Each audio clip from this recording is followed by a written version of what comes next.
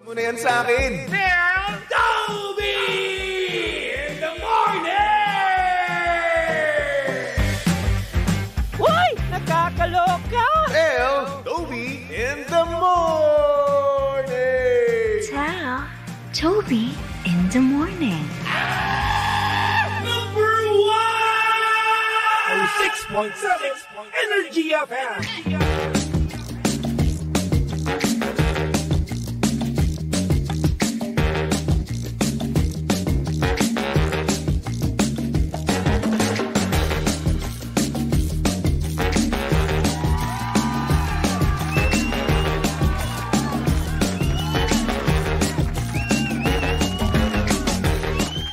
Same, pero iba.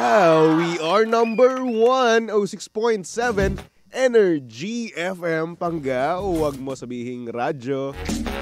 Sabihin mo. Oras sa buong kapuluan. Pangga, check your time. It's now 6:27 on the clock. Good morning, good morning, good morning. Luzon, Visayas at Mindanao, Metro and Mega Manila. Kaway-kaway sa mga pangga natin diyang sumisinghot pa rin. Barado pa rin ang ilong. Hello, good morning. Kamusta naman? Oo. Sa mga pangga naman natin dyan na puro pera na lang ang nakukuha ngayong December. Ay nako, feeling blessed. Sana all. Yung tipong sunod-sunod ang kanilang mga blessing, di ba? Ay nako, sana all walang gastos ngayon, no? Nakatuwa naman. Nandaman yung pera ngayong December, di ba? Uy, mamalato naman kayo. Manlibre naman kayo, huy. Di ba? Manlibre kayo ng samgyup, ano pa ba? Oo, ng hot pot, no? Di ba? O hindi naman kayo magregalo kayo, di ba? Ang dami yung ipon ngayon. Ibang klaseng plot twist talaga ng mga pangga ang dumatating sa atin kapag December, eh, no? Yung iba nagkakajowa, yung iba nagkakaroon ng madaming pera, di ba? Yung tipong hirap na hirap sila, no? All throughout the year, no? Pero pag sapit ng Disyembre, ay nako, napakadaming salapi. Diba? Yun yung masarap doon, no? Yung madami kang pera kada December. Diba? Kasi nga naman meron kang pambigay, diba? Meron kang pangregalo. Ayan. Diba? At minsan din naman yung iba dyan, no? Pagkaabot mismo ng 13th month pay, no? Ay, sila mismo ay magre-resign. Ay, nako. Tayo dyan. Ang hirap naman nung ganun, no? O, pagkapasok, pagkabigay ng 13th month pay, magbibigay ka naman agad ng resignation letter. Okay, wag naman gayon. Diba? Oo, hintayin mo muna yung 14th month, baka meron kasi. Charot, wag ganun. Kabait-bait sa inyo ng inyong boss, di ba? Tapos, giginyanin mo. Ay, wag. January na. Charot.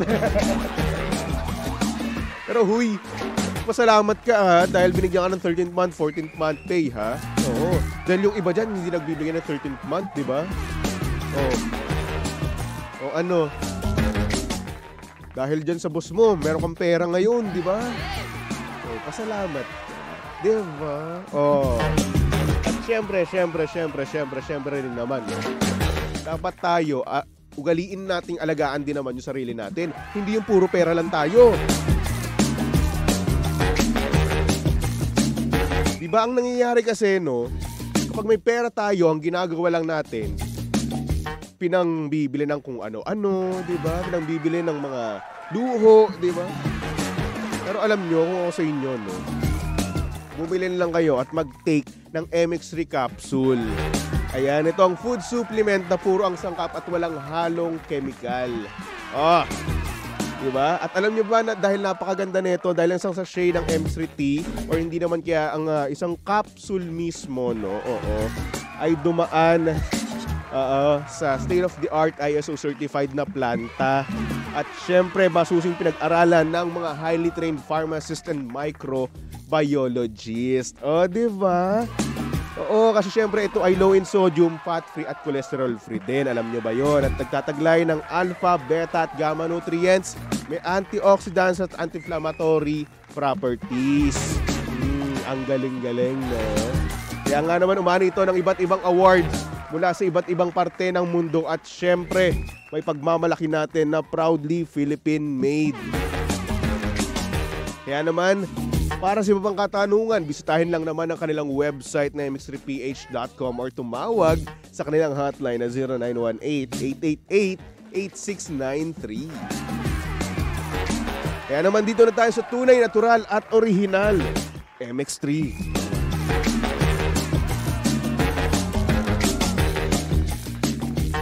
Maganda yung pangregalo, par. Dahil nga naman, 9 days to go, magpapasko na. Christmas na naman. Usong-uso na naman ngayon yung bilihan ng mga regalo, no? Kaya naman, shoutout sa mga pangga natin diyang meron ng nabilhan, meron ng nabili or nabalot na regalo, no? Hello sa inyo lahat. Kumusta naman kayo? Mga excited dyan na magpasko. Yeah, hello. At sa mga panggana natin dyan, no, na hindi nila nararamdaman ng Pasko, o kasi nga naman, madami nang ginagawa. Busy na sa work, no. O, hindi katulad dati, no, nung bata tayo, no. Year 2009, ibang klase yung Pasko nun. Oo, di ba? Nung bata talaga tayo. Umaga pa lang or hindi naman kaya kakasimula pa lang ng December, no. Nangangaroling na kagad tayo, di ba? Ngayon, wala na ako na naririnig na nangangaroling, eh. Oo eh. Siguro yung mga bata, tinatamad na ngayon. Umuwi ako ng Cavite, wala ako narinig na ng rolling. Tinamad na. Puro na iPad siguro, no? Ay nako. Kailan nagbago ang mga lahat-lahat? Nakakalungkot lang, no? Na ultimo yung mga tradisyon natin, nakasanayan natin, no? Nawawala na unti-unti. Sana naman di mawala yung gano'n. At sana rin naman, mayroon pang mga magulang, no, na nag-uudyok sa kanilang mga anak na mga ruling sa labas, di ba? Alam niyo kung ako lang, no? Kung pwede lang talaga ako mga ruling pa kayo, mga ruling pa ako, eh. Siguro sa lahat, instant pera yon, di ba? Oo, kahit na sabihin natin barya-barya, ay naku, Diyos ko, pamasahe din yun, par. Makakaipo nga doon ng 20. Kaya naman, no, mag-aroling pa kayo. Oo. At sa mga magbibigay naman, no, o sa mga kinakantahan naman ng mga bata, magbigay din naman kayo. Minsan kasi kaya nawawalan na ng gana yung mga bata kasi nga naman, lagi tayong patawad, gano'n. Oo, minsan may barya naman, no, pero hindi. Hindi magbibigay kasi tinatamad lumabas, gano'n. Diba? O, yan. Nakakantahan tuloy kayo ng ano, ang babarat ninyo, thank you. Ganon. Shoutout naman sa mga pangga natin dyan na nangaroling pa hanggang ngayon. Iilan na lang kayo. Hay nako, anyway. Mga pangga, saktong oras natin yon, 6:34 on the clock. At syempre, kasama nyo pa rin at kalandian ng hot baby boy ng radyo. Walang iba kung hindi si Baby Toby. At syempre si Baby Toby ay live na live ngayon sa Energy FM Facebook page. Kaya naman kung gusto mo makita ang itsura ni Baby Toby ngayong Monday morning, no? And pumunta lang kayo sa Energy FM 106.7. Okay? Alright. Hello sa mga pangga natin dyan sa comment section. Sabi ni Mesil, good morning, Baby Toby. Good morning. Sabi naman ni Richard, hi, Toby. Good morning. Nakapagsimbang gabi ka ba? Hindi po ako nakapagsimbang gabi. Pasensya na. Aminado naman ako. Oo, pero may trabaho kasi ako. Kailangan ko kasi pumasok sa trabaho kaya di ako nakapagsimbang gabi. Ganun. Pasensya na. Ay, nako. Uy, sa mga sumimba ngayon ng simbang gabi hello sa inyo good morning. Oo, ang sarap kumain no after ng simbang gabi. Ang sarap kumain ng puto bumbong or hindi naman kaya bibingka. Di ba? Nagki-crave tuloy ako sa bibingka tsaka puto bumbong. Baka naman Baka naman may mag-send dito puto bumbong tsaka bibingka. Tapos yung bibingka na talaga nga namang madaming cheese or hindi naman kaya itlog na maalat. Ay, ang sarap. Tapos yung puto bumbong naman, huwag niyo pong lalagyan ng ano kaagad ha. Huwag niyo pong lalagyan ng nyog. Ayoko po ng nyog. Ayoko makain nun. Pero ayun. Nag-crave ako, ang sarap. Sana meron nun sa Grab no. Puto bumbong. Tsaka bibingka. Sarap. Tapos may kape ka, no? Ay, naku, perfect. It's a perfect, no?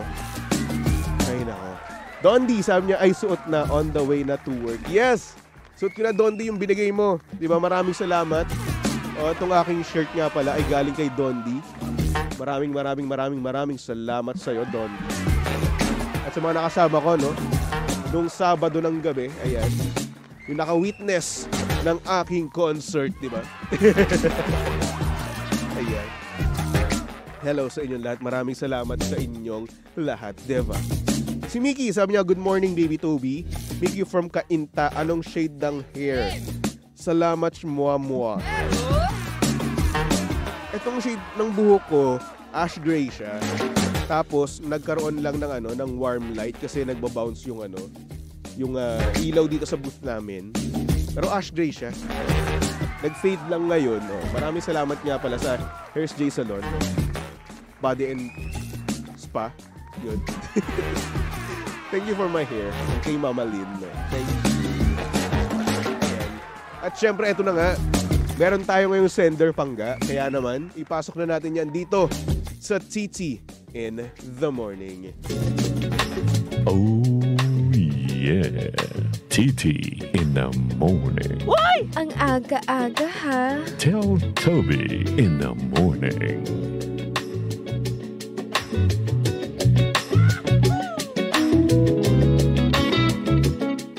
Good morning sa mga pangga natin dyang tahimik lang. Yung tipong hindi nila alam kung paano nila sasabihin yung tunay nilang nararamdaman.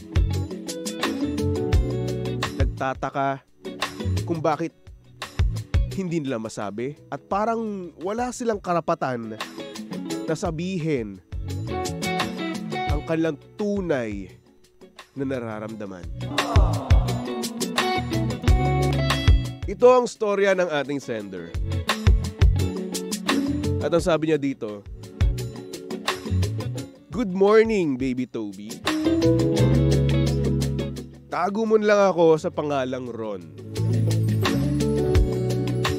Paano ko ba sasabihin sa jowa ko na hindi ako komportable sa mga ginagawa niya? Like nakikipag-usap sa mga lalaki. Punta ng punta sa mga club. Konting yakap or konting yakag lang ng tropa niya ay mag-iinom na agad. At ayun na nga, sabi niya pa dapat hindi daw ako or hindi ko daw siya pagbawalan kasi nga buhay niya naman yon at nag-e-enjoy lang naman daw siya. Tingin mo, baby Toby, paano ko yun sasabihin sa taong mahal ko? Parang wala kasi akong choice kung hindi sumunod na lang sa lahat ng gusto niya at mag-yes all the time. Nakakalungkot lang dahil yun yung nararamdaman ko ngayon na hindi ko alam kung paano sasabihin sa girlfriend ko ang tunay kong nararamdaman. Tulong naman, baby Toby. Maraming salamat and more power sa inyong estasyon.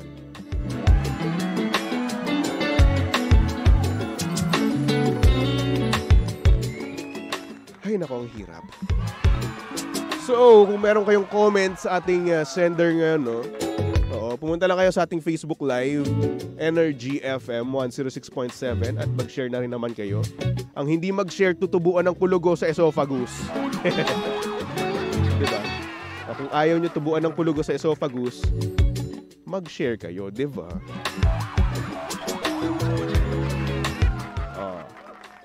Tapos ayun na nga, pag-usapan na natin, no? Pagtsikahan na natin itong ating sender. Well, una sa lahat, no? paano mo nga sasabihin? Well, simple lang. Lakasan mo lang yung loob mo. Diba? Lakasan mo lang yung loob mo na kung saan sabihin mo lahat-lahat ng nararamdaman mo. Sabihin mo yung mga hinanaing mo sa kanya, di ba? Paupuin mo siya. Kasi una sa lahat, nasa relasyon kayo, di ba? Kasi tayo naman kapag mahal natin yung isang tao, di ba, mag-a-adjust tayo. Yes. Pero at the same time, kailangan mo rin magtiwala sa kanya. At kailangan mo rin isipin na hindi mo siya hawak, di ba? Kasi nga, girlfriend pa lang yan, hindi pa mag-asawa, no? At kung nag-e-enjoy man siya, no? Hayaan mo lang. Oo, kasi minsan lang naman yun And doon naman sa part na nakikipag-usap siya sa mga lalaki, baka naman tropa niya lang yun, oo. Okay ka lang. Wala naman sigurong problema, no, kung makikipag-usap siya sa mga tropa niya, di ba? Like may chika, gano'n. Pero at the same time, no, dapat hindi niya yung ginagawa. Kasi nga, kung may respeto sa'yo, yung girlfriend mo, no, wala siyang kakausaping iba. Diba? And what if, ikaw naman, yung makipag-usap sa ibang babae, di ba? Matik magagalit yun. Di ba? Oh. As much as possible, no, sabihin natin yung totoong nararamdaman natin sa mga partner natin. Bakit? Kasi kung hindi natin yung sasabihin, paano na lang? Diba? Habang buhay na lang tayo na nakatahimik, no? Hindi natin sasabihin yung mga bagay-bagay na totoong nararamdaman natin. Nangyayari kasi pinangungunahan tayo ng takot. Pag natakot na tayo, wala na, hindi na tayo magsasabi. Kaya naman gawin mo ganito. Umupo kayo sa isang upuan, tapos pag-usapan nyo ang mga bagay-bagay. Diba? Pag-usapan nyo or sabihin mo sa kanya na, babe, hindi ako komportable dito. Baby, ayoko nang may nakakausap kang iba. O malay mo naman matauhan siya, diba? Malay mo naman maintindihan ka niya, diba? At itigil niya yung mga bagay na kaya niyang itigil, diba? Hindi man basta-basta, hindi man agad-agad, no? Siguro unti-unti, gano'n. And take note na kahit na unti-unti pa yan, no, at least may changes, di ba? Nagbabago siya, no? Kaya kung hindi siya nagbago, ay nako, humanap ka na ng iba. Oo, humanap ka na ng taong hindi ganon, di ba? Hulay mo na agad. Wala nang sa iyo, no? Wala nang respeto sa iyo, So ngayon, kung ako sa'yo, kausapin mo siya, sabihin mo na lahat-lahat, and kapag nasabi mo yun, ay nako, congratulations. Kapag siya ay nagbago, keep her, okay? Sabi ni Morgan Fox, good AM, Baby Toby, mag-usap kayo ng masinsinan. And if na-stress ka, na sabihin mo ng if hindi nakikinig, what's the use of having a relationship na walang peace and away ng away na at the end of the day, ikaw pa rin ang masusunod. Kasi baka pag lumalim pa ang relasyon nyo, baka lalong lumala. Once and for all, usap kayo and who knows, diba? Yun nga lang naman talaga. Mag-usap nga lang naman talaga kayo ng masinsinan, di ba? Tama si Morgan Fox, no? The main idea of her comment is mag-usap kayo at nang mapag-usapan ang mga bagay-bagay, no? Gaya na sabi ko, no? Malay mo nga rin naman, magbago siya. Malay mo lang, no? Pero what if hindi? Kung ganun, umalis ka na, exit ka na, di ba? Hindi kayo mag-adjust para sa'yo, sa peace of mind mo, no? Ano, kailangan mong isipin muna agad-agad, no? Yung peace of mind mo. Kasi, once na nawala yan, ay naku, mapapraning ka. Di ba? Nakakapraning pa man din yun. O, tapos mag-overthink ka dito, mag-overthink ka doon, di ba? Hanggang sa mangyayari yun, magiging toxic ka na nang hindi mo alam, di ba? Hindi ka mapalagay kasi. Kaya yun. Mag-usap na lang kayo. Yun lang naman yun. Okay. Masinsinan. Ay, nako. Anyway, Ron, maraming salamat sa pag-send ng iyong mensahe, no? Thank you. At sa mga pangga naman natin dyan na gustong mag-send, pwede yan, no? Punta lang kayo sa aking Facebook page, BabyToby1067, okay? Tapos, pwede rin naman kayo magpatawag, ayan. Punta lang kayo sa Energy FM 106.7 Facebook page, okay? Alright. So, for the meantime, magbalik-tugtugan nga muna tayo, pangga, for our next song. Here's a song from Angela Ken na nagsasabing, it's okay not to be okay. Ayan. Oo. Lahat kasi ng nararamdaman natin valid, di ba? Kahit na hindi tayo naging okay sa mga naging desisyon natin, okay lang yan. It's okay not to be okay. Ay nako, maraming salamat, Angela Ken. Tumutok lang dito sa estasyong same pero iba. We are number 1, 06.7 Energy FM, pangga. O wag mo sabihing radyo, sabihin mo